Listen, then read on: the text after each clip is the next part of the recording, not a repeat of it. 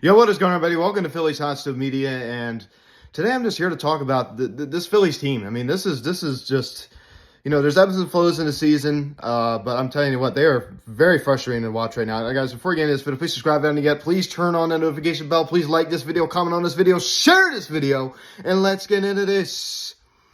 So, I mean, the game just went final like 5 minutes ago or so. The Phillies blow a 4-1 lead against the Minnesota Twins, lose by a final score of 5-4, lose another series, their third series loss in a row. I mean, you get embarrassed by the Oakland A's to finish off the first half, and then you come back against the Pittsburgh Pirates, a lousy Pittsburgh Pirates team, and you lose in embarrassing fashion. The first game back from the All-Star break by losing 8-7. I mean, what a horrible way to, I mean, you blew two 3+ run leads. That was terrible. I mean, totally unacceptable. And of course, you do salvage the final game on Sunday, but you really had to fight for that. I mean, that was a nice comfortable 1-6-0 on the Sunday finale game. But I mean, come on. I mean, you come back, you get beat around by the Pittsburgh Pirates, and then you go to see the Minnesota Twins, which really got off to a dreadful start for the 2024 season. And they're a good team. I mean, there's no question about it. I mean, they're a good team. They're in a pretty good division with the Guardians at the top. And I tell you, I mean, it just, you have a nice start. I mean, you're frustrated about the Pittsburgh Pirates series where you got absolutely, really the Oakland A's and the Pittsburgh Pirates series were two series that you should have won and you didn't. And it's part of sports, like you're not going to win every game or every series you're supposed to. But the Friday night game, I really have no sympathy for at all. Going against a really just not a good Pirates team, and you blow two 3+ run leads. That can't happen. It simply cannot happen. And then you come back and Bryce Harper hits a 2-run monster home run. I mean, one of his fastest home run of the season, exit velocity off the bat. He hits a 2-run home run. You're feeling good. You're really feeling positive. And then nothing. That was it. That's all she wrote for the night. You don't do anything else. You don't do anything else. You lose 7-2. You don't do anything. And Ranger Suarez, we talked about this, I think, on the last video or maybe the video before, but he really, I mean, is this reality for him? Because I tell you this, because I hate to sound negative, because, I've been criticized for being too negative in the past, which I can relate to, and kind of agree with to a certain degree.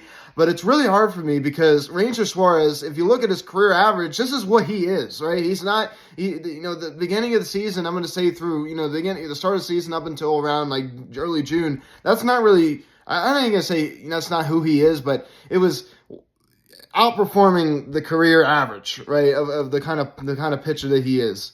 And he really looked worn out, leading up to the All-Star break, and then he comes back.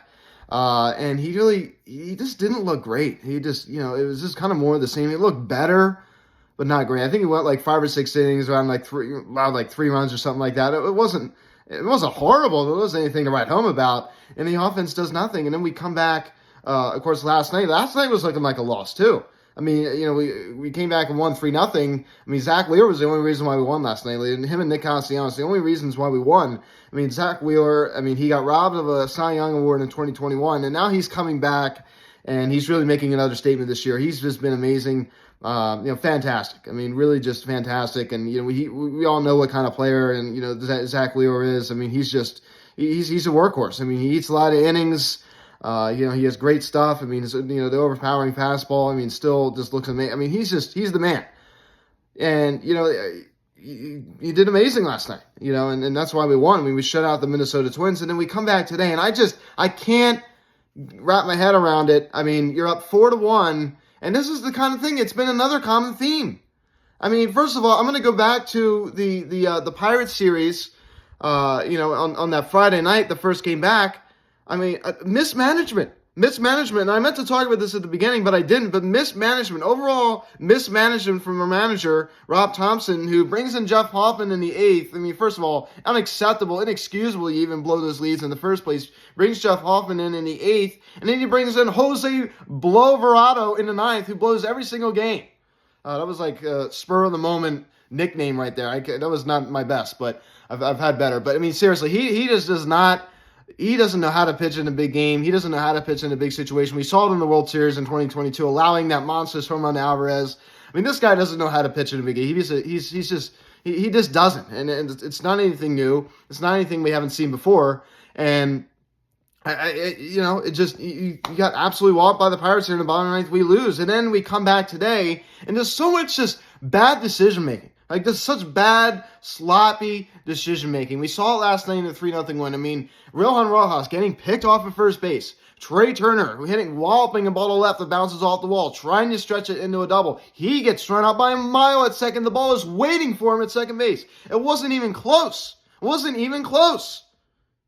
He was out by a country mile, ladies and gentlemen. He wasn't even close. There's like stuff like that. It's just dumb decisions. Dumb decisions.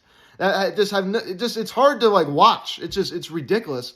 And then we come back today, and we got Aaron Nola on the mound. I mean, he really had to work out there. I mean, he was throwing a lot of pitches. I mean, not one changeup that he threw. I forget who it was. I mean, that was just the way that it was like a backdoor changeup. That thing was just beautiful. Actually, I think it was a front door, but I mean, just beautiful. I'd never seen that kind of movement on his changeup before. I mean, like that was beautiful. But he had to throw a lot of pitches again today. I mean, he looked very like overwhelmed. He looked very. I mean, a lot gets to Aaron Nola. He gets flustered very easily. I mean, when Trey Turner hitting a solo home run.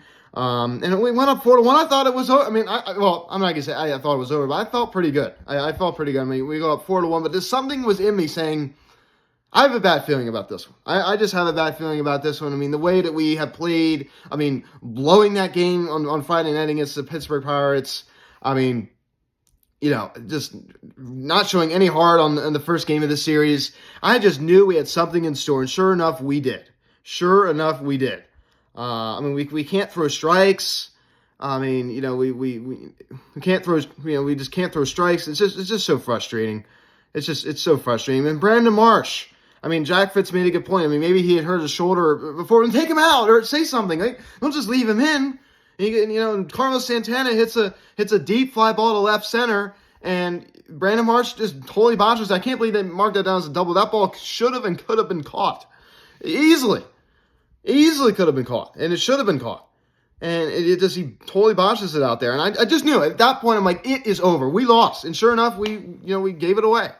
It's just so hard to cope with. It's just so, the stupidity. I mean, Nick Castellanos also getting picked off at first base. They take these stupid decisions. Sloppy play. I mean, missing a fly ball on left. I mean, that wasn't the easiest catch in the world. He had to run a good while to get there. And that's a big ballpark.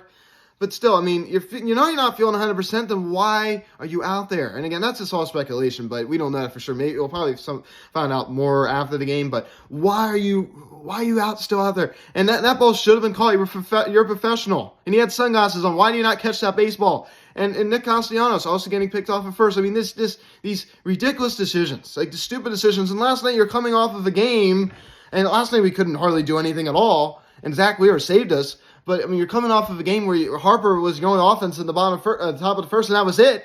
And you're coming off a game getting picked off at first, stretching a single into a double. I understand you want to be aggressive, but you don't want to be playing stupid. And that's what we were last night. So I don't want to be a downer. I don't want to be a negative Nelly, but this is frustrating to me. It's very, I mean, as it is to all of you. I mean, 3 series lost in a row. We don't want to give away the division.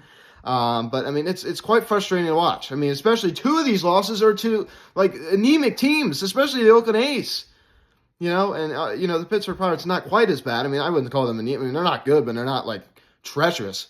And the Minnesota Twins are a good team, but this is a series that you should have easily won. I mean, this is just, I hate looking back at these series and saying this is, we should have won that one, we should have won that. I mean, it just seems to happen a lot with this team.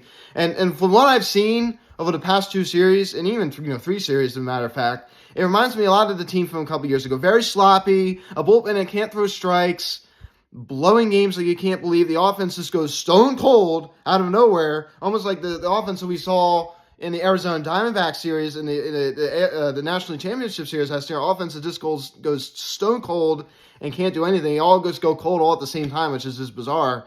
And that's kind of the theme, and not as much today. But I've just been seeing it. I mean, we were scoring the runs in the Pittsburgh Pirates series, not in the second game, but this series was this has just not been a good couple weeks here for the Phillies. But obviously, we do have, a bit of a tough road ahead of us with the Cleveland Guardians coming into town this weekend. So, I mean, it's not really going to get a whole lot easier. At least we're going home. I'm hoping that maybe going home and playing in front of the home crowd maybe is going to make us feel more comfortable and kind of get in a new groove. So hopefully that does it. But this should have been, I'm sorry, a 4-2 road trip. I mean, easily. You should have won that first game in Pittsburgh. You should have won the game today. This should have been a 4-2 road trip. And instead it's not, because we have a bullpen that can't throw strikes. We have Brandon Marsh, who can't catch a ball in the outfield. He's a professional baseball player wearing sunglasses, and he still can't catch it. I don't know what that's. And it wasn't an easiest play, but the ball should have been caught. Just these stupid things, man, that shouldn't happen. So, guys, thanks so much for watching this video. Please subscribe if you haven't yet. Please turn on that notification bell. Like this video, comment on this video, share this video. Check out the social media link in the description section at Phillies Has to Have Media Instagram. I am Luke, and I'll talk to you later. Let's go, Phils. Bad one. I'll see you guys.